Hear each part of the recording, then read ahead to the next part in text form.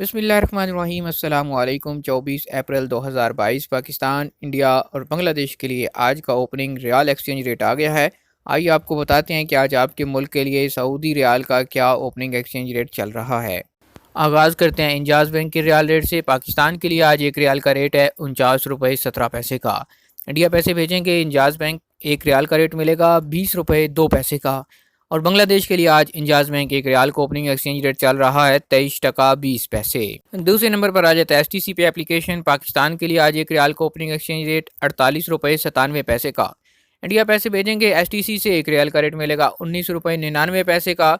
और बांग्लादेश के लिए आज STC पे एप्लीकेशन एक रियाल का रेट है 23 टका 22 पैसे। तीसरे नंबर पर आता है फौरी बैंक। पाकिस्तान के लिए फौरी आज एक रियाल को ओपनिंग रेट है 49 रुपये 19 पैसे का।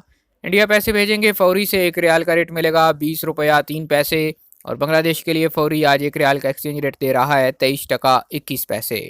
आखिर पे है तहवील राजी। पाकिस्तान के लिए एक रियाल का रेट है 49 रुपये 0 पैसे का।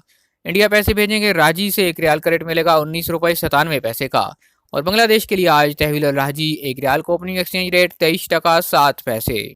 आज तक के लिए इतना ही। मजीद खबरों और न्यूज़ अपडेट्स के लिए चैनल पर नए हैं तो सब्सक्राइब का बटन दबाइए, बेल आइकॉन प्रेस कीजिए ताकि नई आने वाली वीडियोज़ की नोटिफिकेशन आप तक पहुंच सकें।